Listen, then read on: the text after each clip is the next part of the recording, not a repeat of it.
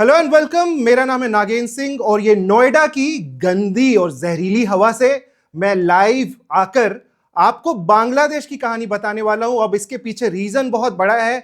बांग्लादेश एक ऐसा पड़ोसी मुल्क जिसका की जन्म हमारे द्वारा हुआ, और जब हमने 1971 की लड़ाई लड़ी तो उनको आजाद किया, उनका देश बना।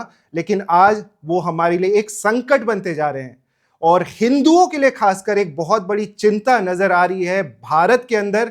अब मोदी सरकार के आने के बाद ऐसा जरूर हुआ है कि जब भी इधर उधर के देशों में जहां पे कि हिंदूज माइनॉरिटी में है और उनके ऊपर मुसीबत आती है तो ऑफकोर्स ये बहुत बड़ी चर्चा का विषय बन जाता है। अब हम आपको पूरी जानकारी देंगे कि बांग्लादेश में हो क्या रहा है, हिंदुओं के खिलाफ सच में क्या वहां जेनोसाइड शुरू हो चुका है, क्या एग्जैक्टली वहां के अभी का वातावरण है और ये हो क्यों रहा है। मैं आपको मिलाऊंगा अपने गेस्ट से जो हमारे साथ हैं। अरविंद सिंह तेजावत, ये हैं हमारे फॉरेन एक्सपर्ट जो हमें बताएंगे कि बांग्लादेश में एग्जैक्टली अभी कौन से देश अपनी अपनी राजनीति चलाने की कोशिश कर रहे हैं और इसको कंट्रोल करने की कोशिश कर रहे हैं। हमारे साथ फजील अहमद भी हैं, he is a political analyst, और ये हमें बताएंगे कि जो हमारे पड़ोसी राज्य हैं, जो बांग्लादेश से सटे हुए राज्य हैं, क्योंकि हमारी जो सीमा है वो 4000 किलोमीटर से भी ज्यादा है बांग्लादेश और भारत के बीच। तो हमें यह समझना पड़ेगा कि किस तरीके से बांग्लादेश और भारत के रिलेशन अच्छे होने जरूरी है। फजील साहब और अरविंद साहब, हमारा आपकी तरफ बहुत बहुत स्वागत है आपका यहाँ पे। हम आपसे सबसे पहले यह जानना चाहते हैं कि क्या बांग्लादेश में सच में हिंदुओं के खिलाफ कोई जेनोसाइड चल रहा है, क्योंकि अभी तो हमारा एक केस है जो कि हम बहुत ज्यादा उसकी चर्चा सुन रहे हैं। लेकिन तेजावत साहब से शुरू करेंगे, 1 मिनट में अगर आप बता पाएं कि हिंदुओं के खिलाफ जेनोसाइड हो रहा है क्या बांग्लादेश में, क्या सिचुएशन है।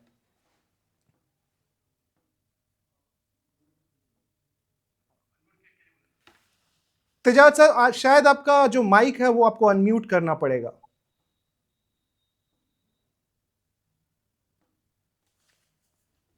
आई think there is some technical issue. Fazil ji, आप बता पाएंगे कि बांग्लादेश में आपको लगता है कि हिंदुओं के खिलाफ कोई जेनोसाइड शुरू हो गया और ये बस एक राजनीति है कि हिंदुओं को एक करने की भारत में। देखिए, बहुत हद तक तो यहाँ हिंदू मुसलमान की पॉलिटिक्स बहुत दिनों से चली आ रही है। हम्म। उसी का असर पड़ता है। नहीं तो बांग्लादेश की जो सीन है, वहाँ शेख हसीना के अंधभक्त बहुत थे जी। जब वो सरकार में थी। तो उन अंधभक्तों वर्सेस शेख हसीना के खिलाफ जो राजनीतिक लड़ाई है, उसमें ये घटनाएं घट रही हैं। उसी जी। घटनाओं को यहाँ की मीडिया जिस तरह से दिखाती है, यहाँ की मीडिया तो पहले से ही बदनाम है, तो हम्म। उसी हिंदू मुसलमान के एंगल से वहाँ की चीजों को भी दिखाते हैं। जी। जबकि अब वहाँ क्या सिचुएशन, हम लोग तो जो भी खबरें आती हैं हम लोग उसी खबरों का एनालिसिस कर पाते हैं। वहाँ लोकल की सोशल मीडिया के थ्रू जो हम लोग को खबर मिल रही है, वहाँ जो समस्या है वो वहाँ के शेख हसीना के फॉलोअर्स वर्सेस अदर्स जो हम्म। लड़ाई हुई थी शुरू, उसी का एक दूसरा पार्ट है ये लेकिन ये भारत कोई पार्ट। गलती नहीं कर रहा क्या? शेख हसीना को यहां जगह दे दी है। हमने अपने रिलेशंस इस तरीके से बना के रखे थे कि शेख हसीना पे बहुत ज्यादा डिपेंडेंट हो गए और शायद उनके जाने के बाद हमारे रिश्ते बिल्कुल ही खराब हो चुके हैं। मैं अरविंद सिंह तेजावत जी को भी इसमें लाना चाहूंगा क्योंकि उनकी राय होती है। थोड़ा सा शॉर्ट अभी रखने की कोशिश करेंगे कि हम 30 सेकंड बोले और उसके बाद हम जो है इसको डिबेट को आगे ले जाएं। एक शॉर्ट डिस्क्रिप्शन अगर मिल जाए तेजावत साहब की, चल क्या रहा है और सच में हिंदू खतरे में है क्या बांग्लादेश में। देखिए नगान साहब, बिल्कुल जैसा कि फजल साहब ने भी बताया, मैं उन्हीं की बात को आगे बढ़ाते हुए कह रहा हूँ कि यहाँ चाहे तो आप उनको हिंदू कह लें, चाहे तो अल्पसंख्यक कह लें। जी। अगर अल्पसंख्यक कहेंगे तो ज्यादा ठीक रहेगा। तो बात यह है कि वो खतरे में है कि नहीं है, पर हमले तो देखिए, जो शेख हसीना के जो सपोर्टर्स हैं, हम्म। जिनमें बहुत सारे मुस्लिम हैं, जी। हमले तो उनपे, जो जर्नलिस्ट हैं उन पे भी हमले हो रहे हैं। और जो जो संस्थाएं जो चलाने वाले लोग हैं, वो भी सारे दबाव में हैं, चाहे वो न्यायपालिका हो या तमाम हो। और जी। वो सारे के सारे हिंदू नहीं है। पर हाँ, जहाँ बहुसंख्यक कोई दूसरे धर्म के लोग होते हैं, दूसरी नस्ल के लोग होते हैं, हम्म। तो जो एक माइनॉरिटी के खिलाफ एक भय का वातावरण पैदा किया जाता है। जी। और कहा जाता है कि आपके हकों को छीनने वाला यह जो अल्पसंख्यक लोग हैं वो है। और जी। ये गद्दार, ये हमेशा से इस तरीके की जो राजनीति होती है उसमें ये ऐसा होता आया है। तो अभी बांग्लादेश में वही हो रहा है। लेकिन और इसमें दूसरी बात, भारत का रोल जी, किस तरह से बनता है? मतलब जो पॉपुलेशन है हिंदुओं की, भारत के बाद और नेपाल के बाद सबसे ज्यादा हिंदू बांग्लादेश में, तो भारत का इसमें किस तरह से रोल बनता है? फजील साहब और अरविंद साहब दोनों से हम समझना चाहेंगे। और ऐसी कोई चीज है कि मोदी जी ने गलती कर दी, शेख हसीना को बहुत ज्यादा सपोर्ट करके उनको मोहम्मद यूनुस के साथ भी थोड़ा अपना संबंध बनाए रखना चाहिए था? जो कहते हैं ना कि अंग्रेजी में कि we put all our eggs in one basket, ये गलती हो गई क्या हमसे? नहीं, मुझे व्यक्तिगत तौर पे ऐसा नहीं लग रहा है। हालांकि ये बात अलग है, ये दिगर है कि मोदी साहब शुरुआत में उन्होंने खासकर जो बांग्लादेश के यूनुस साहब हैं उनसे मिलने से इनकार कर दिया। इसके पीछे जो कोई भी वजह होगी या जो जी सलाहकारों ने जो सलाह दी होगी, पर बाद में भारत ने इस चीज को रियलाइज किया और बाद में वो यूनुस साहब से मिले भी और रिश्तों को ठीक करने की कोशिश की, पर तब तक थोड़ी सी देर हो चुकी थी। तब तक जी उस वैक्यूम को जो भरने वाले जो दूसरे लोग थे उन्होंने उस वैक्यूम को भर लिया, जिसमें हम चीन का नाम लेंगे विशेष जी तौर पे। और अब चीन क्या सीधे सीधे नहीं खेलना चाहता है, वो पर्दे के पीछे खेलना चाहता है पाकिस्तान का इस्तेमाल करते हुए, क्योंकि उसको पता है कि भारत एससीओ में भी है, ब्रिक्स में भी है, तो वो भारत को अभी देख रहा है, परख रहा है और सोच रहा है कि वह अमेरिकी खेमा में किस हद तक जाता है, जी। हम उसी हिसाब से प्रतिक्रिया देंगे। तो इस राजनीति को ऐसे ही लेना चाहिए नगेन साहब। चलिए हम आपको थोड़ा दिखाते हैं कि ये जो डर का माहौल बन रहा है, या बांग्लादेश से सटे हुए जो एरियाज है, नॉर्थ ईस्ट का एरिया हो गया या पश्चिम बंगाल का एरिया हो गया, हम आपको दिखाते हैं कि कितना बड़ा माहौल वहां पे बन रहा है। कुछ ऐसे पोस्टर्स भी, एंटी इंडिया पोस्टर्स, वहां के प्रोटेस्टर्स लेकर के घूम रहे हैं और ये मैसेज देने की कोशिश कर रहे हैं कि भारत अगर साथ देता है शेख हसीना का तो क्या हो सकता है। और इसमें मोहम्मद यूनुस, ऑफ कोर्स ये जग जाहिर है कि उनको जो साथ मिल रहा है वो चाइना की तरफ से काफी ज्यादा मिल रहा है। लेकिन हमारे लिए सबसे बड़ी परेशानी जो है, हम हमेशा से वेस्टर्न फ्रंट पर लड़ते रहे, पाकिस्तान हमारा दुश्मन रहा है, लेकिन बांग्लादेश के साथ हमारे कभी ऐसे संबंध नहीं थे। अब इस तरह के संबंध अगर भारत फंसता है, चाइना का सपोर्ट मिलता है दोनों देशों को, एक तरफ पाकिस्तान को, दूसरी तरफ बांग्लादेश को, इस तरह के सिचुएशंस में जब एंटी इंडिया सेंटिमेंट्स वहां पर बन रहे हैं और वहां के जेंजी जो वहां के यंग लोग हैं वो इस तरह से रिएक्ट कर रहे हैं, तो इतनी ज्यादा दुश्मनी या इतना गुस्सा केवल शेख हसीना को रखने की वजह से, कि क्या रीजन है? क्योंकि भारत तो ऐसा देश है जिसने बांग्लादेश को बनाने में साथ दिया। अब वो बांग्लादेश और पाकिस्तान करीब आ रहे हैं और भारत से दूर जा रहे हैं, इसके पीछे आप क्या वजह देखते हैं? फजील साहब और मैं तेजावत साहब दोनों से ये पूछूंगा। फजील साहब पहले आप बताएं, आपको क्या लगता है? आपका वेस्ट बंगाल से भी अच्छा खासा कनेक्शन है, तो राजनीतिक रीजन है या क्या रीजन है? देखिए, राजनीति के बहुत तौर तरीके होते हैं। कभी कभी हम अपने ही लोगों को दूसरे का झंडा दे करके भी फील्ड में सड़क पे उतार देते हैं। ये हम्म। राजनीति का बच्चा बच्चा जानता है इस तरीके को। तो भारत को अपने पड़ोसी देशों के साथ बहुत मित्रवत संबंध इसलिए रखना चाहिए कि हमारे इस खित्ते में चाइना एक बिग पावर बनता जा रहा है, जी और चाइना हमारा दुश्मन भी है, ये भी जान लीजिए। आप उसको दोस्त नहीं कह सकते, क्योंकि उसकी विस्तारवादी नीति हमारे आधे देश को जो है प्रभाव करती है। तो सबसे पहले हमें चाइना के इन्फ्लुएंस को नहीं भूलना चाहिए। वो हमारे पड़ोसी देशों पर अपना संसाधन दे करके वो हमसे कद को छोटा करना चाहता है। हम तो बांग्लादेश छोड़ दीजिए, पाकिस्तान छोड़ दीजिए, नेपाल तो हमारा देश है। नेपाल में तो 90% स्टेक तो हम हमारा है। क्यों ऐसे रिलेशंस क्यों खराब हो रहे हैं? ऐसे क्या आप रीजन है देखिए कि कि नेपाल हम हमेशा बात नेपाल के करते हैं अंदर जिस Bharat Bharat should be the world leader, और at least in Asia we should be world leader. उस तरीके से हमें देखना चाहिए देशों को, क्योंकि हम इतनी बड़ी आबादी है, इतना बड़ा देश है, और बड़े भाई की तरह हम अपना रोल निभाते आए हैं, सबको सपोर्ट देते आए हैं। लेकिन फिर भी वो उस लेवल का रिलेशनशिप नहीं रहा। हर समय हम हिंदुओं का प्रोसिक्यूशन की काफी बात करते, तो कहां मामला कहां बिगड़ गया? नहीं, देखिए, गिरिराज सिंह जैसे लोग हमारे देश में हैं, और वो एक सांसद हैं, क्या नाम उनका, मिनिस्टर भी हैं। इस तरह के लोग जब भारत के अंदर जैसे बातें उगलते हैं यहाँ के मुसलमान माइनॉरिटीज के खिलाफ, इसका असर भी पड़ोस पे पड़ता है। और हम्म। जैसे हमारी माँ हमको मारती थी तो हम अपने चच्चा की तरफ भाग जाते थे कि चच्चा हमको बचा लो। एक हम्म। नेचर है, ह्यूमन नेचर है ये। इसी तरह से हमें इस बात का ख्याल रखना चाहिए कि हम किसी मुसलमान समझ के बांग्लादेश का साथ न दें, हम हम्म। किसी को बुद्धिस्ट समझ के नेपाल का साथ न दें, हम किसी को नेपाल तो हिंदू देश है। आपने हिंदू देश होने के बावजूद भी क्या मदद किया है नेपाल की आपने? इतने लोग मारे गए, इतना जेनोसाइड हुआ वहां पे नेपाल में, हमारे देश का कोई भी इन्फ्लुएंस था वहां पे? कोई हम कुछ कर पाए वहां के लोगों के लिए? यहाँ के लॉ एंड ऑर्डर मेंटेन करना, वहां के 5 लाख आर्मी हमारे देश में है, जी नेपाल मुल्क के लोग हैं, और 90% स्टेक है हमारा नेपाल में। नेपाल हमारा देश है, हमारी करेंसी से लेके हर चीज उनका चलता है। जी। नेपाल हमारे एक राज्य की तरह काम करता है, लेकिन तो हम नेपाल की मदद नहीं कर पाए, हम श्रीलंका की मदद नहीं कर पाए, हम बांग्लादेश में कोई इन्फ्लुएंस तो नहीं हम कर उस पाए। लायक है क्या कि हम मदद कर सकते हैं? कि बस हम और हम बोलने के लिए सुपर 80 पावर है करोड़ों सर, को तो विश्व हम गुरु हैं खाना हम। खिला रहे हैं फ्री में नहीं, अपने हम देश में। विश्व गुरु हैं, समझिए बात को, हम तो लोग किस विश्व तरह गुरु से है हम ना। विश्व गुरु है? थोड़ा ये हम आप नहीं समझ बताइए पा कि रहे थे। हम जावद जब साहब, विश्व गुरु हो यू आर द करके फॉरेन अब, एक्सपर्ट, ये जिम्मेदारी आपकी बनती है बताना कि नहीं नहीं, मोदी जी की मेरी बात पॉलिसीज समझिए, मैं तो फेल अपने हो रही है कि पास हो प्रधानमंत्री रही के, है। फजील भाई सुनिए का मैं तो अपने चलिए वो बोलेंगे कि मुझे लगता है उनकी तरफ से आंसर यही है कि फेल हो रही है मोदी जी की पॉलिसी।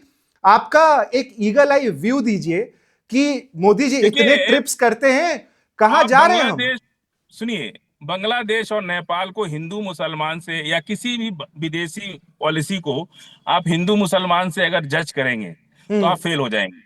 आप एक तो हम कंट्री कर की रहे तरह, क्या जैसे ऐसा? हमारे देश में क्यों नहीं हो रहा है? हमारे देश में आप किस तरह से टीवी पर कैसे मुसलमानों के, यहाँ के मुसलमान जो हम लोग मूल निवासी हैं यहाँ के, जी। हम तो पाकिस्तानी नहीं है ना, हम तो हम्म। बांग्लादेशी नहीं है, लेकिन हमारे साथ जिस तरह का, हम लोग को तो टीवी पे ही आतंकवादी बोल दिया जाता है। तो जवाब साहब हम्म। कई बार हमारे साथ डिबेट कर चुके हैं, हमको टीवी पे ही आतंकवादी बोल दिया जाता है। तो इस तरह की भावना और इस तरह की भाषा बोलने वाले लोग, क्या हम तो बर्दाश्त कर लेते हैं कि चलो ठीक है भाई, हमको आतंकवादी कुछ समझो तो कम से कम, हमें तो गर्व है अपने आतंकवादी होने पर। अब तो लोग ऐसा हमसे क्यों बोल पूछते रहे हैं हैं? कि आप, आतंकवादी होने पे गर्व है ये? भाई अब हमको इतना ना आतंकवादी बोला जा रहा है पार्लियामेंट के अंदर, टीवी के अंदर। अभी सुनिए, अब हमसे लोग पूछते हैं कि आप क्या करते हैं, तो हम सीधे बोलते हैं हम तो आतंकवादी हैं। हम तो बोलने लगे अब कि आतंकवादी हैं हम। तो हमसे एक साहब बहुत, आप ऐसे बात कर रहे हैं कि मुसलमान का मतलब इस देश में आतंकवादी है, इस तरह का ये नैरेटिव सेट भाजपा किया के जा लोगों रहा है, ने आप ये किया है, बोल रहे हैं? देश नहीं करता हमारे साथ, देश तो हमारे साथ बहुत प्यार से रहता है। हम तो हिंदू के मोहल्ले में रहते हैं, वहां मुझे बहुत सम्मान मिलता है। ऐसा बीजेपी के लोग करते हैं, आरएसएस के लोग करते हैं, अंधभक्त लोग लेकिन करते इसको हैं। नॉर्मलाइज कर दिया गया है और इसका नहीं असर आप कह रहे देखिए, हैं कि अभी पूरे भी सुन लीजिए, हमारे विदेशी जो पार्लियामेंट के हमारा। अंदर एक मुसलमान, सुनिए, जी। पार्लियामेंट के अंदर एक मुसलमान एमपी जिस तरह की भाषा इस्तेमाल की है, खैर चलिए वो हमारे देश की बात है, हम जी। लोग आपस में एक दूसरे को कह सकते हैं। लेकिन आज जो ह्यूमैनिटी की बात, आप चाहे वो बुद्धिस्ट कंट्री हो श्रीलंका, हिंदू कंट्री हो नेपाल, और मुस्लिम कंट्री हो बांग्लादेश, या जी। पाकिस्तान की भी बात ले लेते हैं, जी। हमें अपने ऐसे भी हमारे देश का कल्चर है कि पड़ोसी के साथ अच्छे व्यवहार रखो। जी। दूर का दुश्मन नजदीक के, दूर का दोस्त नजदीक के दुश्मन से अच्छा होता है, ऐसा हम लोग कहते हैं हम्म। कि नजदीक का दुश्मन अच्छा है दूर के दोस्त से। तो हमें कम से कम इसलिए पाकिस्तान से अपने रिलेशन खराब कर लें, इसलिए बांग्लादेश से खराब कर लें कि वो मुस्लिम कंट्री है, सो इन ये वन चीज वर्ड, ठीक नहीं। एक एक अगर इसको शॉर्टन करके हम बोले तो आपका कहना है कि मोदी जी ने या बीजेपी ने या उनकी सरकार के आने के बाद जिस तरह का माहौल बनाया गया देश में मुसलमानों के खिलाफ, उसकी वजह से हमें बाहर बहुत ज्यादा नुकसान हुआ है, specially with the Muslim countries. देखिए, जब आप फिलिस्तीन का एक मसला है, पूरी दुनिया के मुसलमान और बहुत से ईसाई धर्म के लोग, बहुत से तेजावत साहब फिलिस्तीन के साथ रहते हैं, ये तो हिंदू हैं। इस किसी भी चीज को हिंदू मुसलमान से मत देखिए, न्याय और अन्याय की तरफ से देखिए। हम्म। तो शेख हसीना मुसलमान थी, तो उसको 57 मुस्लिम देशों ने क्यों नहीं अपने यहाँ रख लिया? हम्म। क्यों नहीं अमेरिका ने अपने यहाँ रख लिया? आपको क्या पड़ी थी दूसरे के पजामे में पैर डालने की? जी। आप पड़ोसी हैं, आपको वहां की चीजों को समझना चाहिए ना। आप ऊपर बहुत ज्यादा लिबरल बनने की कोशिश कर रहे हैं या दिखा रहे हैं कि हम साहब, अगर इतना समझ रखते हैं तो आप सेना भेजिए। हम्म। आप देखा आपने श्रीलंका में शांति सेना राजीव गांधी ने भेजा था, उसके बाद क्या हुआ? तो जी। कम से कम पड़ोसी के साथ, चाहे वो छोटा हो चाहे बड़ा हो, अमीर हो गरीब हो, कभी भी हम लोग, हमारी संस्कृति है देश की, हम पड़ोसी के साथ अच्छे रिश्ते रखते हैं। ठीक है लेकिन उसे भी ठीक है, हिंदू गॉट इट मुसलमान सर, दिन भर गॉट चल योर रहा है। Point, I completely agree. Tejawat साहब, अभी फजील भाई को आपने सुना, मैं आपसे यह समझना चाहता हूं, आपको लगता है कि मोदी जी की पॉलिसी फेल हो रही है बीजेपी के, या वो जो फ्रिंज एलिमेंट्स होते हैं देश में जो कि एक ऐसा माहौल बनाते हैं एंटी मुस्लिम, उसकी वजह से हमारी फॉरेन पॉलिसीज पे बहुत बड़ा असर पड़ रहा है? देखिए, इस सवाल का जवाब थोड़ा सा विस्तार से दिया जाना जी चाहिए। और फैजल साहब की बात को और आपकी बात को ही मैं थोड़ा सा आगे बढ़ाते हुए ये जी। बता रहा हूँ कि यहाँ मामला रिलीजन का नहीं है। क्या नेपाल में एंटी इंडियन सेंटिमेंट्स नहीं है? लेकिन सर आप जब, सॉरी टू इंटरप्ट, बस मैं इसलिए कि थोड़ा सा पर्सपेक्टिव दर्शकों को दे पाऊं, इंडिया में अगर आप आपको अभी खबर देखेंगे, कोई भी हेडलाइन देखेंगे, तो बस 4-5 लाइनें आपको नजर आएंगी। वो है हिंदू लिंचिंग, मॉब लिंचेस, हिंदू, दीपू का नाम, और जो पूरा वातावरण बन रहा है वो ये बन रहा है कि हिंदू फिर से खतरे में है। Of course they are minority in Bengal, और हिंदू खतरे में, इस तरह का वातावरण बन रहा है। तो ऑफ कोर्स ये शो हम इसीलिए कर रहे हैं कि हम लोगों को सच्चाई बताएं कि आखिर बांग्लादेश में हो क्या रहा है। सॉरी, अब आप प्लीज कंटिन्यू करिए। तो जो लोग इससे फायदा उठाना चाहते हैं इन सारे तमाम घटनाओं से, तो वो ठीक ही तो कर रहे हैं। अगर वो ये संदेश दे रहे हैं कि हिंदू खतरे में है, हम्म। तो फायदा ही होगा ना उनको। अगर वो ये नहीं बताएंगे और इसको अगर मान लो धर्म के जी पर्सपेक्टिव से नहीं देखेंगे, तो उनको पता है कि इसका कोई पॉलिटिकल बेनिफिट नहीं होने वाला है। जी अब हम जी। पूरे साउदर्न पार्ट ऑफ एशिया को हम ठीक से देखें, अलग अलग रिलीजन है। हम्म। श्रीलंका में तो मुस्लिम नहीं है, वहां तो बुद्धिस्ट है, पर वहां पे भी एंटी इंडिया सेंटिमेंट्स हैं। जी नेपाल में हिंदू है, नेपाल में भी एंटी इंडिया सेंटिमेंट्स हैं। बांग्लादेश में मुस्लिम है, एंटी इंडिया सेंटिमेंट्स हैं। तो मालदीव का हम घटनाक्रम जानते हैं, मुस्लिम ज्यादा है, एंटी इंडिया सेंटिमेंट्स हैं। तो ओके। ये तमाम जो हमारे चारों तरफ देश हैं, वो एंटी इंडिया सेंटिमेंट से घिरे हुए हैं। दूसरी बात ये है कि कोई भी मजबूत जो महाशक्ति होती है, उसके जी। आसपास कोई विदेशी ताकतें नहीं पटकती है। हम्म। हमारे देश का ये दुर्भाग्य है कि ये पूरा का पूरा दक्षिण एशिया, ये खाली मैं मोदी साहब की बात नहीं कर रहा हूँ, ये जी 2010 ऑनवर्ड्स की बात कर रहा हूँ, जब से भारत में कुछ इकोनॉमिक ग्रोथ हुई है और उसके जो इंटरेस्ट हैं वो दरअसल वर्ल्ड वाइड जब फैलने लगे, तो यहाँ पे विदेशी ताकतों का बहुत ज्यादा हस्तक्षेप होने लगा है। चीन का हमने उल्लेख कर ही दिया है। जी। और पाकिस्तान क्योंकि स्वतंत्र रूप से उसके पास इतने आर्थिक संसाधन नहीं है, इसलिए वह अमेरिका और चीन की मदद से वहां जाएगा, क्योंकि आईएसआई के लोग हैं वो वहां पर तो मैं, जा रहे हैं, तो कर आपकी रहे हैं। बातें, और आपकी मेरे साथ बातों एक को चीज सुन मैं के और सर मैं ये अपनी, समझ में आता है कि मोदी जी हाँ फेल हो रहे हैं अपने फॉरेन पॉलिसीज में। अगर हम अपने छोटे छोटे देशों को जो हमारे अगल बगल के हैं, and वही स्ट्रिंग ऑफ पर्ल्स जो चाइना हमेशा से बनाना चाहता था, मोदी जी की पॉलिसीज उसको और हेल्प कर रही है क्या? एंटी इंडिया देखिए, सेंटिमेंट्स अगर हर मोदी जगह साहब हैं। को बिल्कुल नगीन साहब, मोदी साहब को आप कह सकते हैं कि फेल हो रहे हैं, पर 1974 के आसपास भी जब सत्ता परिवर्तन हुआ था, बीएनपी जब आई थी, जी। तब भी तो हम कह सकते थे कि पॉलिसी फेल हुई है। हम्म। तो ये ऐसा पहली बार नहीं हो रहा है कि जो भारत के खिलाफ वाली सरकार लेकिन ये ने पहली बांग्लादेश सरकार है में, ना जो बोलती है कि हमने तो भैया भारत को पहचान दे दी विश्व में, उसके पहले हमारी पहचान नहीं थी, हमें कोई जानता ही नहीं था। नगीन साहब, भारत को इतना कमजोर समझते हैं क्या लेकिन आपके? 2014 तक ये यही पहचान ये दिला लोग सकता है? लोग ऐसे ही बात करने लग गए कि भैया नहीं, कोई किसी को नहीं जानता था। हम हम हमारे बस प्रधानमंत्री खुद बोलते हैं कि दया आती थी, बुरा लगता था भारतीय होके बाहर जाने में, और अब हमें बड़ा अच्छा लगता है, बड़ा गर्व होता है। नहीं नहीं, भारत को कभी पहचान का मोहताज भारत कभी नहीं रहा, शुरुआत से, ना आज, ना मध्यकाल, ना प्राचीन भारत में। भारत जी अपने आप में इतना मजबूत देश है कि उसको किसी टाइम पीरियड पे केंद्रित होकर उसको पहचान की जरूरत नहीं रहती है। और नेहरू का व्यक्तित्व तो आप जानते ही है ना, जब वो जी जाते थे, अब नेहरू के कहने से ही टीटो ने वहां पे सुएज नहर पे कब्जा किया था। तो अंतरराष्ट्रीय स्तर पर भारत की तूती तो तब भी बोलती थी। 62 पैरेलल पे हम गए थे कोरिया में, वहां पे हमने शांति करवाई। जी अफ्रीका में जो एनडीए जो हमारा है, वहां पे जो उनका एडमिनिस्ट्रेटिव जो ऑफिस है वो सूडान ब्लॉक कहलाता है। जी। सूडान के लोगों ने मदद की थी हमारी। तो भारत का ऐसा नहीं है कि पहली बार भारत की कहीं तूती बोल रही हो, भारत की शुरुआत से ही तूती बोलती रही है। इंदिरा जी ने जो अमेरिकन जो प्रेसिडेंट है उनसे मिलने से मना कर दिया था। जी। तो ऐसी तमाम चीजें हैं जहां हम ये देखते हैं चलिए कि हमारे साथ, भारत के, हाँ सॉरी मैं आपको थोड़ा जी, सा काट रहा हूं क्योंकि हमारे साथ एक नए गेस्ट जुड़ रहे हैं, Sanjay Rana. Sanjay Rana ji, thank you so much to join the show. Tarkash में आपका स्वागत है। हमारे साथ ऑलरेडी फजील अहमद और अरविंद सिंह तेजावत जुड़े हुए हैं। हम अभी यही बात कर रहे थे कि मोदी जी के आने के बाद जो लोग हैं बगल के देशों के, हमारे पड़ोसी मुल्क, जहां केवल पाकिस्तान ही नहीं या मुसलमान कंट्रीज ही नहीं, यहां तक कि नेपाल हो गया या श्रीलंका हो गया, वहां भी एंटी इंडिया सेंटिमेंट्स बनते जा रहे हैं और भारत के लिए प्रॉब्लम्स खड़ी होती जा रही है। तो संजय जी, थोड़ा इसके बारे में आप विस्तार से बताइए, आपका क्या सोचना है? हमारी फॉरेन पॉलिसीज फेल होती जा रही है क्या? बड़ा सरप्राइजिंग सा क्वेश्चन था आपने जो पूछा है कि मेरे पड़ोस के देशों में मोदी जी के आने के बाद से छवि बिगड़ रही है। नेपाल में कहाँ छवि बिगड़ गई है?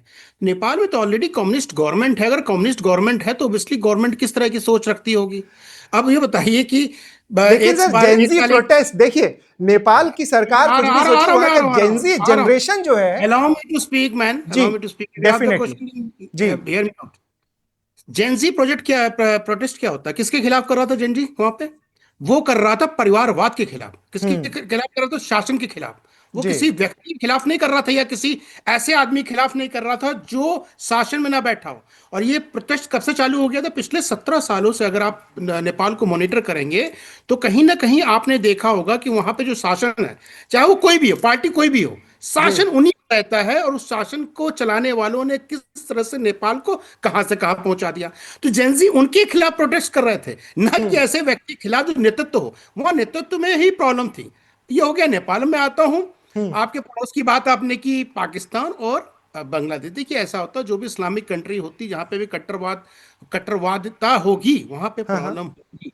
तो आप देखिए, पाकिस्तान हमसे नो डाउट बहुत आगे था। 60 से 70 के दशक तक हमसे कहीं ना कहीं आगे माना जाता था। और जब इंदिरा जी थी उसके बाद से कहीं ना कहीं मेलो डाउन होने लगा। पाकिस्तान हमसे आगे था 60 के दशक में। बिल्कुल, या हमसे अच्छा था। आपको यही नहीं, अगर आपने स्टैटिक्स नहीं दिखा इसका मतलब आप कमजोर है। अच्छा, कुछ एग्जाम्पल बताएंगे तो और मजा आएगा। आके देख लीजिए, आपकी उनकी फॉरेन पॉलिसी देख लीजिए, उनके फॉरेन एक्सचेंज सिस्टम देख लीजिए। मैं 60 के दशक की बात कर रहा हूं। तो कहीं ना कहीं हम उसमें चल रहा था। 60 के दशक के बाद से उनकी जो कह सकते हैं राजनीतिक महत्वाकांक्षा हो सकती है या सत्ता पलट हो सकता है, बहुत से अदर कारण के वजह से कहीं ना कहीं वो जो उनकी अर्थव्यवस्था थी चरमरा गई। और अर्थव्यवस्था चरमराई 2010 के बाद और बुरी तरह हो गई। और ये जो नोटबंदी हुई, इससे तरह से पूरी तरह से ध्वस्त हो गई। क्योंकि देखिए, कहीं भी सत्ता चलाने के लिए, कहीं भी कुछ राज करने के लिए आपको अपना जो एक जनता है उसको साथ में लेके, आप बताइए वहां पे जनता उसके साथ है? कभी भी एक नेतृत्व प्राइम मिनिस्टर बनता है, उसके बाद क्या होता है? प्राइम मिनिस्टर बना, उसको आर्मी आती है, उसको हटा करके खुद सत्ता में बैठ जाती है। और आपने देखा कैसे सत्ता का चलिए, मैं आपको एक पोस्टर दिखाता हूं। हम पाकिस्तान पहुंच गए। I was waiting you go to Bangladesh. चलिए, बांग्लादेश पे आते, फिर मैं आपको एक पोस्टर दिखाता हूं। सर, बांग्लादेश में बताइए क्या हो रहा है? हमारे अगेंस्ट सेंटिमेंट्स क्यों बढ़ रहे हैं?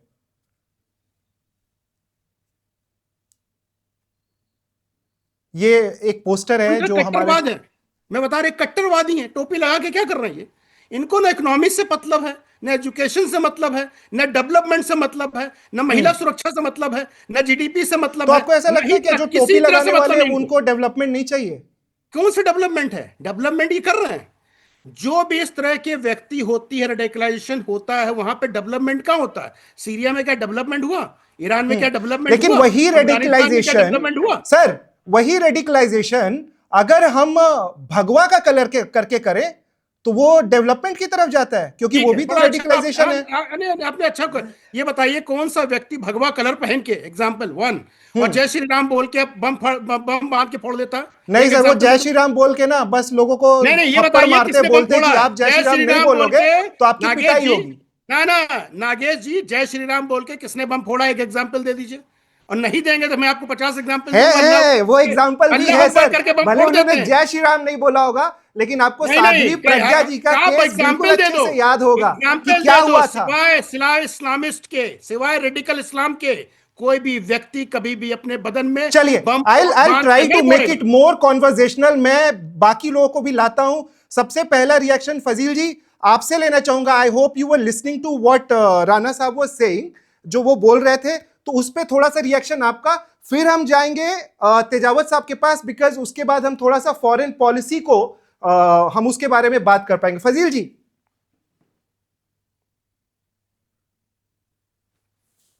संजय राणा बीजेपी के हैं, आपने उनको संकट में डाल दिया कुछ सवाल करके। अब उनकी मजबूरी है, वो बेचारे जाए तो जाए कहाँ? एक आदमी को बांग्लादेश में जिंदा जला दिया गया कल या परसों। तो हमारे देश की मीडिया दिखा रही है उसको। हमारे ही देश में हरियाणा में मोनू मानेसर ने 3 मुसलमानों को जिंदा जला दिया गाड़ी के अंदर डाल के। उस पर किसी को कोई एतराज नहीं हुआ, कोई मीडिया नहीं दिखाया। जब बात होती है कि इनको टोपी से बहुत दिक्कत है, टोपी लगा के कोई वैज्ञानिक बन जा रहा है, कोई डॉक्टर बन जा रहा है। मैं आज सुप्रीम कोर्ट में तो 10 वकील हमको मिले जो टोपी और दाढ़ी में अच्छे वकील हैं वहां पे। तो इनको टोपी से इतनी प्रॉब्लम है। भले जय श्री राम बोल के महात्मा गांधी की हत्या की कर दी गई थी। महात्मा गांधी की हत्या करने वाले भी जय श्री राम बोल के ही किए थे।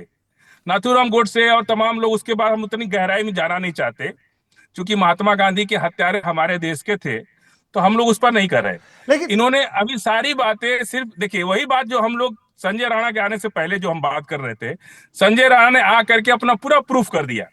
इन्हीं जैसे लोगों की वजह से मोदी जी को शर्मसार होना पड़ता है दुनिया में जाकर के। चलिए, व्यक्तिगत नहीं होंगे सर, हमारे डिबेट्स ऑफ कोर्स देखिए इस रीजन से है कि हम इश्यूज पे बात कर सके, व्यक्तिगत होने का तो कोई पॉइंट नहीं है। संजय साहब, विल गो टू यू।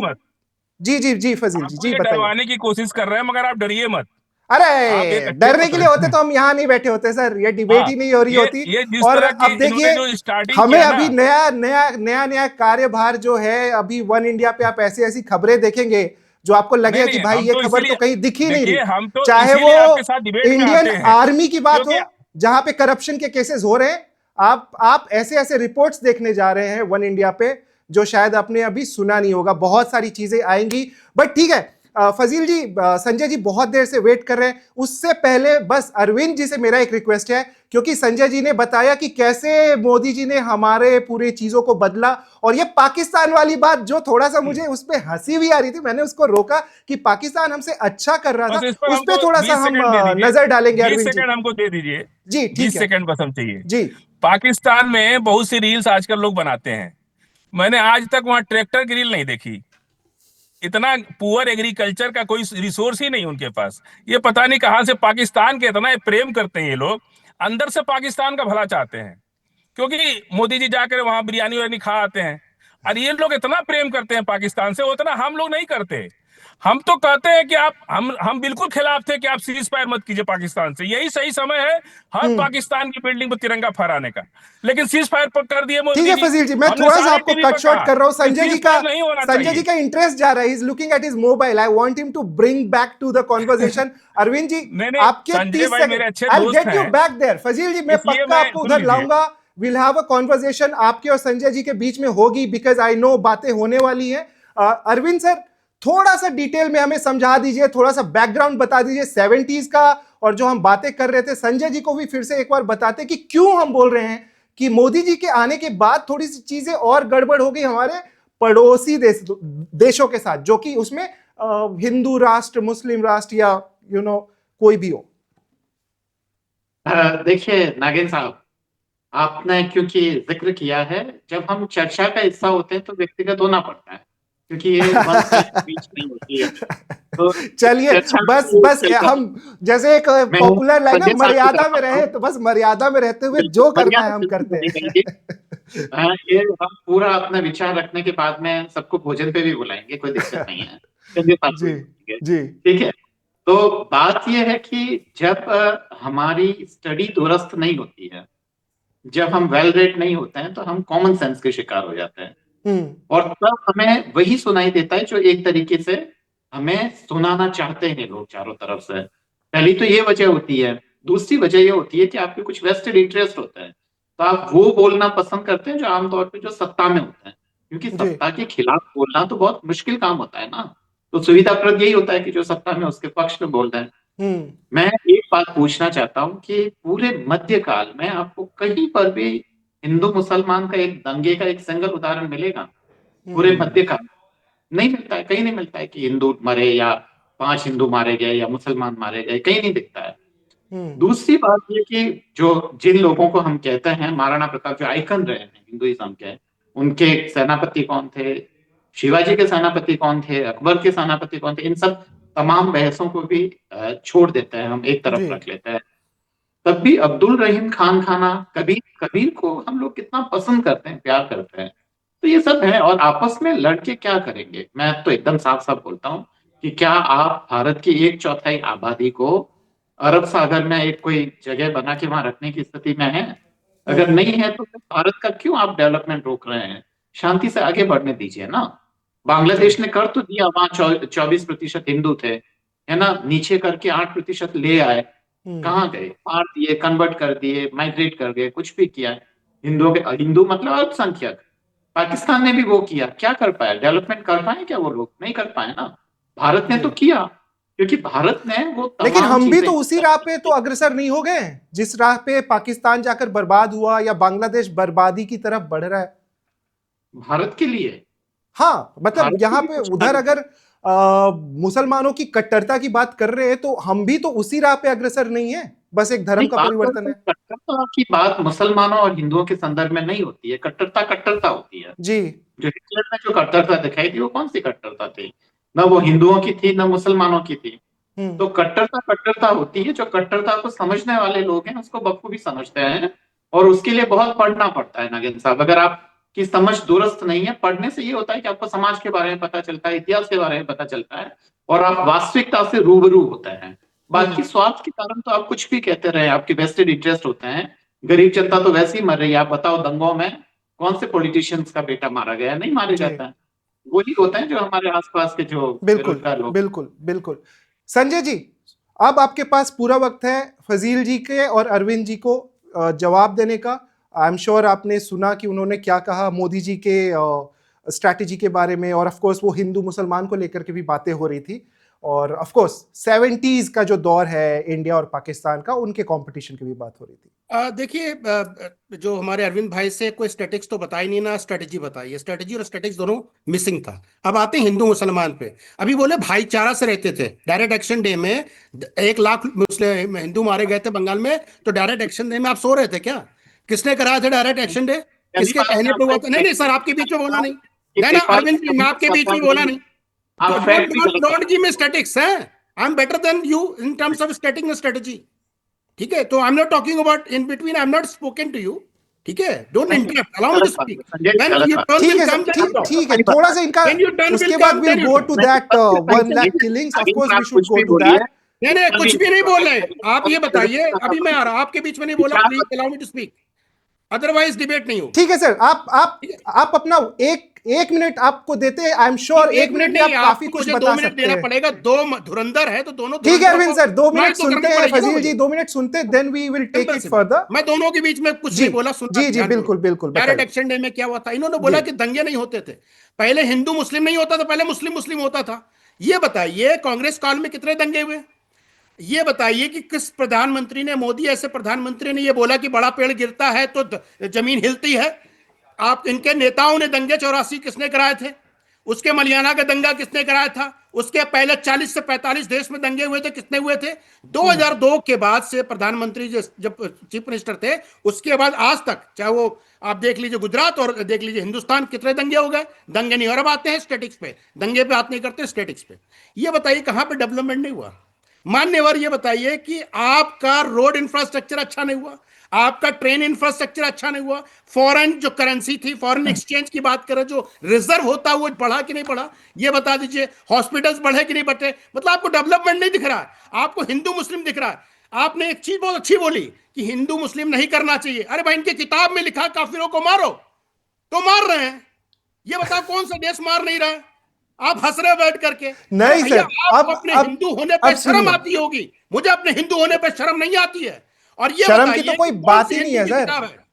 कौन हिंदू सी हिंदू हिंदू की होने में किताब शर्म की है या क्या बात ग्रंथ है? है? ऑफ कौन कोर्स सी? एक, लेकिन लेकिन अब इस पे हम अरविंद जी की तरफ भी जाएंगे, फजील जी की भी तरफ जाएंगे, अरे लेकिन आप थोड़ा कंप्लीट सा तो मैं करने इसमें आपका दीजिए यार। करेक्शन आप करना देखो, चाहता अगर आप बुलाए हो ना तो सुनना पड़ेगा फिर आपको। मैं अब थोड़ा सा करेक्शन करना चाहता नहीं हूं। नहीं, करेक्शन कहां से? करेक्शन करेक्शन है, बताइए। नहीं, देखिए करेक्शन कुरान कहां है? में, लेट्स हैव कुरान अ में, डिबेट ऑन दिस। करेक्शन कहां आप पे? कुरान, आप फजील जी ज्यादा आपके बता कुरान में पाएंगे, लिखा लेकिन है, मेरे को भी जहां सूरा तक सूरा 9 मालूम आयत है 5 में कि लिखा हुआ कुरान है, में काफिर कहीं नहीं काबिले लिखा, मारो। बोलो बोलो, ये कुरान मना में करे कहीं करते ऐसा हैं। कुछ नहीं कातिल लिखा साहब बैठे कि हैं। काफिरों को मारो। अरे वी नो देयर काफिरों आर को मारो मल्टीपल लिखा थिंग्स दैट वी है, किताब में कीप लिखा सेइंग, है। लेकिन हमें पता नहीं होता उसके बारे नहीं, में। आपको नहीं पता होगा ना, आप अनपढ़ हो सकते हैं, हमें तो पता है। अच्छा,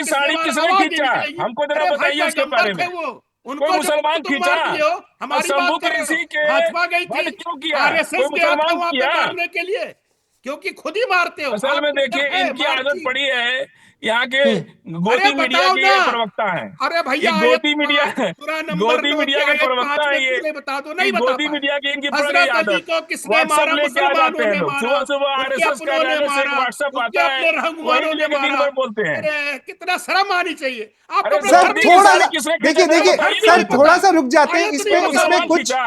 अरे आयत नहीं पता है। अरे बताओ द्रौपदी की अली को साड़ी किसने किसने मारा, नहीं खींचा? कोई बता पा रहे हो मुसलमान ना। खींचा? अरे भैया, द्रौपदी की साड़ी किसने खींचा? शंभू ऋषि का वध किसने किया? अच्छा, अरे महाबली अरे की हत्या किसने अरे की? चलिए ऋषि रामायण ऋषि का महाभारत नंबर और नहीं है। कुरान को थोड़ा ऋषि सा अरे विराम भगवान नहीं देते शिशुपाल हैं, थे। तो कृष्ण थोड़ा भगवान सा का भगवान विराम सामने नहीं देते थे हैं। पीछे का ऋषि। फुटबॉल सर भाई था, संजय वो जी, सेरा। शर्म करो, उसकी सजील हत्या भाई किन्होंने किसने थोड़ा की? सा रुक जाते हैं, थोड़ा सा शिशुपाल इस की चीज को हत्या किसने रोकते की? हैं। अरे हाँ शिशुपाल अरविंद जी, राजा क्या था। बोलना अरे चाह मूर्खा रहे हैं कौन आप लोग, इस पे क्या? शिशुपाल? राजा था वो, भगवान नहीं था। अरे शिशुपाल को अरे किसने आप मारा? बोल रहे शिशुपाल की तुलना अली से कर दूं? अच्छा कर दूं फजील अरे तुलना? साहब और शिशुपाल संजय को जी बोलो किसने सुनिए तुलना मारा? कर दूं सर बात अली जब से? सुनिए। भारत, अली के बराबर थे शिशुपाल? गोदी मीडिया की पड़ संजय गई अरे आदत साहब अली इनको। अली और बताओ, फजील अली साहब बराबर थे शिशुपाल के? अच्छा बोलो अरे तुलना भाई थोड़ा कर हम सा तो मैं कह ही बोलूंगा रहे हैं। सर, इसको दो। आप रोकते हजरत हैं, अली और इसको शिशुपाल विराम की देते तुलना होनी हैं, चाहिए। हिस्ट्री में जाएंगे गजब तो है अरे ये भाई। एंडलेस शिशुपाल है को सर। भगवान क्या कृष्ण क्यों आंसर नहीं मारा? है, बोलो फंस गए हो। शिशुपाल और को आयत फजील साहब 5 द्रौपदी की सूरा साड़ी किसने नंबर खींचा 9 था? पढ़ बता के दीजिए सुनाओ हमको। पूरा। वरना नहीं पढ़ मुसलमान पा थे रहे वो हो आप। लोग। नहीं, ठीक है, हमको पढ़ के अरे चलिए सुनाओ। आप पढ़िए। वापस बांग्लादेश की तरफ आते हैं सर। आई नो हिस्ट्री इतना कॉम्प्लिकेटेड है कि ये हो सकता है कि ये एंडलेस कॉन्वर्जेशन हो जाए, इस वजह से बस मैं आपको रोक रहा हूं। आप अपनी अपनी जगह पे बिल्कुल सही होंगे, इतना ज्यादा कॉन्वर्जेशन हो रहा था कि बहुत क्लैरिटी नहीं हमें मिल रही थी। अरविंद जी सुन रहे थे, अरविंद जी कुछ उसमें ऐड करना चाहते थे, अरविंद जी। मैं नागिन साहब एक ही बात बोलना चाहता हूं कि तर्कों का जवाब होता है, कुतर्कों का कोई जवाब नहीं होता है। अगर तर्क करते हैं तो उसका जवाब डेफिनेटली दिया जा सकता है, कुतर्क हैं तो कोई जवाब नहीं है। और एक बात मैं निवेदन करना चाहूंगा कि संजय साहब को इस्लाम के बारे में बिल्कुल भी पता नहीं है, पहली बात, इसलिए उनको सीरियसली लेने की भी जरूरत नहीं है। दूसरी बात, तीसरी बात कि अगर वो जो भी आपको इस्लाम का इंटरप्रिटेशन ज्यादा कर रहे ज्ञान हैं है। तो इस्लामिक संजय स्कॉलर साहब, का मुंह बंद मैं करा दिया, वो मुझे बोल खत्म नहीं पा करने रहे हैं। दीजिए, मैं आप आपकी ज्ञान बात देने आए हो। बिल्कुल नहीं सुन रहा हूँ। नहीं नहीं, अरविंद जी, आप आपको ज्ञान दो देने तीन आए इस्लाम के बातों बारे को- में। एक मिनट संजय जी, आप एक मिनट बोल रहे संजय हैं जी, कि बस जी उनको बात कंप्लीट करो, करने आप दीजिए, ज्ञानी मैं होंगे आपके इस्लाम पास ही के। आ रहा हूं, बस अरे एक मिनट। सटीका सटीका लड़ाई को बात दो ना चलनी चाहिए। संजय जी मुर्गे बस नहीं है एक हम, मिनट। तर्क करने के लिए आए हैं संजय साहब। भैया। इसलिए स्टैटिक्स आपको आता नहीं, देखिए, स्ट्रेटेजी आपको आती नहीं, बोलो स्टैटिक्स पे बात नहीं करते नहीं, बिल्कुल हैं या गलत तर्क बात है, पे बात आपको करते हैं, सुनना पड़ेगा। इकोनॉमिक्स पे आपकी बात बात, करते हैं, इकोनॉमिक्स हम पे मेरी बात डेवलपमेंट खत्म बात होने करते हैं, दीजिए, क्यों आप करते हैं? सुनिए। सर 1960 बस से क्या एक था? मिनट संजय जी, मैं आपके संजय पास जी ही आऊंगा सुनिए, इसके अरे बाद। नहीं सर, इनसे संजय जी सुनिए, इकोनॉमिक्स पे चर्चा करते हैं। संजय सर जी मैं सुनिए, स्टैटिक्स पे संजय चर्चा जी, करूंगा अब आपसे। अरे वो आपने तर्क प्रोफेसर पे बात है की ना। संजय राणा सामने जी, आप वो बोलिए। अरे प्रोफेसर है। अरे वो प्रोफेसर, अरे प्रोफेसर भैया है, यहाँ पे भी भैया आपसे ना ज्यादा डिग्रियों पढ़े कमी लिखे नहीं, हैं, इनसे इतना तो इनसे संजय, सम्मान ज्यादा ही कीजिए। होगी सर कमी। सर संजय जी किसी की को बोल, पढ़ाई की बात नहीं करते हैं हम सब, कोई भी मतलब बिल्कुल परफेक्शन तो नहीं किसी नहीं, की मैं पढ़ाई में नहीं बिल्कुल होगा, आई एम चैलेंज श्योर। कर रहा हूं। बस थोड़ा वी सा will sir talk on Arvind ji को स्टैटिक्स। बात खत्म करने दीजिए, फिर संजय जी आपके पास ही आ रहे हैं। जी अरविंद जी। मैं तुम संजय जी इजाजत है तो। संजय जी, तर्कों का जवाब होता है, कुतर्कों का कोई जवाब नहीं होता है। और मैं आपको बात दोहरा रहा हूं, अगर इस्लाम पे आपको जानकारी ठीक नहीं है, अगर आप पढ़ना चाहें तो मैं किताबें बता सकता हूँ, ठीक से इंटरप्रिटेशन है, आप उनको ठीक से पढ़ लीजिए, आपको पता चल जाएगा। आप जो तर्क दे रहे हैं वो देश काल और वातावरण के उपयुक्त नहीं है जो आपने इंटरप्रिटेशन दिया है। और आप कैसे बता सकते हैं इस्लाम के बारे में? बहुत पढ़ाई लिमिटेड है संजय जी, उसको पढ़ने की जरूरत है, तब डेफिनेटली आप करेंगे। और जब आपका तर्क आएगा तो सबसे पहले उसको अप्रिशिएट करने वाला अगर कोई व्यक्ति होगा तो मैं आऊंगा। इससे भारत को नुकसान है संजय जी, अंदर देश में आंतरिक विभाजन पैदा करके आप देश का नुकसान कर रहे हैं। किस तरफ ले जाना चाहते हैं आप देश को? अंदर आप चाहते हैं कि हम सब लोग लड़े आपस में, ये चाहते हैं? अगर ये चाहते हैं तो मैं बिल्कुल आपके साथ नहीं हूं संजय जी, ये गलत बात है। संजय जी देखिए बड़ी सुंदर बात अरविंद भाई ने बोली। देखिए मैं स्टैटिक्स की जब बात किया और स्ट्रेटेजी की बात किया, दोनों एस्पेक्ट फेल थे, चलो उस पर नहीं जाते हैं। अब आते में कि देश की अर्थव्यवस्था की बात कर रहे हैं, देश में सौहार्द की बात कर रहे हैं। ये बताइए, रामनवमी की हमारी यात्रा निकलती, पत्थर कौन फेंकता है? सीधे हिंदू आगे फेंकता है। व्हाट्सएप पर।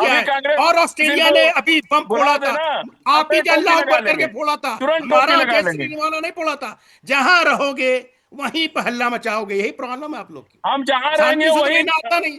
वही वही बारिश जहां करेंगे रहमत की। रहोगे, जहां अरे भाई रहेंगे बाबा वही साहब रहमत की भीमराव बारिश अम्बेडकर करेंगे। ने बिल्कुल सही कहा हम था, जहां रहेंगे वही रहमत कंप्लीट की बारिश करेंगे। ट्रांसफर ऑफ सिटीजन होना और चाहिए। इनकी आदत पड़ गई है मुसलमान इस गोदी देश का मीडिया वाली, पाकिस्तान कि जाना गोदी चाहिए और मीडिया वहां का में हिंदू सिख बोल बोल के यहाँ भी हिंदुस्तान में गोदी आना मीडिया चाहिए। बना बाबा साहब दिए। भीमराव अम्बेडकर जब ने ये माना था। उनको अगर प्रधानमंत्री बनते तो हमारे देश की हालत ऐसी ना होती, हाँ तो वो बिल्कुल बना, प्रधानमंत्री होते हमसे नेहरू भी की बना जगह। दीजिए, तो पहला हमसे भी किसी दलित पहला को घोटाला जो प्रधानमंत्री बना जीप दीजिए। घोटाला 1948 में कर अरे दिया हमसे था, भी बना दीजिए दलित 150 को जीप का प्रधानमंत्री, घोटाला कर दिया नेहरू ने। अरे दलित को क्या क्या अध्यक्ष बना बताऊं। दीजिए। चलिए और सर। बाबर के मजार पे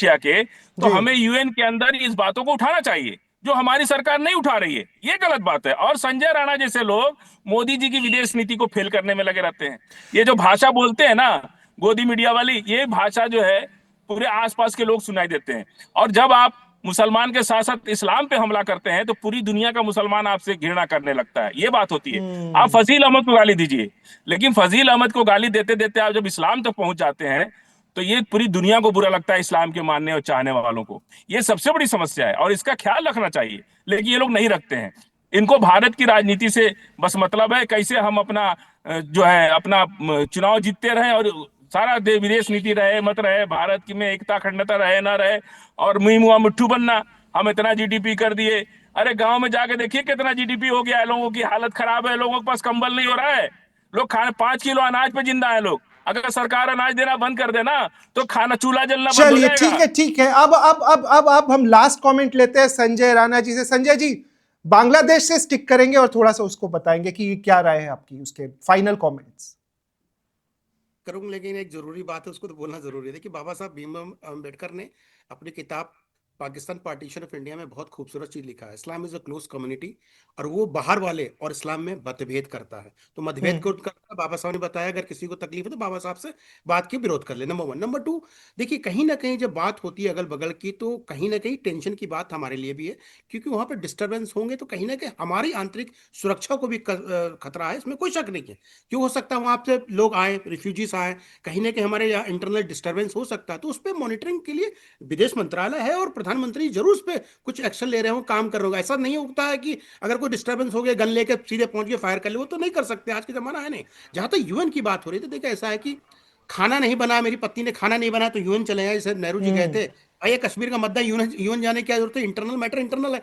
जब हमें लगेगा मैटर को यूएन ले जाना चाहिए तब ले जाएंगे। इतना बड़ा मैटर, उनके इंटरनल मैटर, कोई भारत को उससे खतरा नहीं है, लेकिन हमें सावधान रहने की जरूरत है जी और अपनी मॉनिटरिंग करने की जरूरत है। उस पर मॉनिटरिंग करने की जरूरत है कि हमारे ऊपर उसका असर ना आए। लेकिन सबसे ज्यादा नुकसान आम बांग्लादेशियों का। सोचिए, इतनी बढ़िया जीडीपी, इतना बढ़िया ग्रोथ था जी बांग्लादेश का एक साल पहले, वो सारी की सारी ग्रोथ कहीं ना कहीं खत्म हो गई। उससे कौन, हिंदुस्तान को फर्क नहीं पड़ रहा है, उनके आम जनता को फर्क पड़ रहा है। जी तो रेडिकल के साथ जब आप जाएंगे तो आपको इस तरह के कष्ट भोगने पड़ेंगे। उस पूरा बांग्लादेशी जो आम जनता है वो कहीं ना कहीं भोग रही है, पूरे लोग बुरे नहीं है, लेकिन जी कहीं ना कहीं 20% की वजह से 80% हमारे भाई बहन जो वहां रह रहे हैं उनको तकलीफ तो है ही है ना, तो उनको सोचना पड़ेगा कि कहाँ चलिए। जाना है। सो अभी ये जो फाइनल कमेंट्स से हमें मिले बांग्लादेश को लेकर, ऑफ कोर्स हम पूरी नजर इस पे बनाए रखेंगे।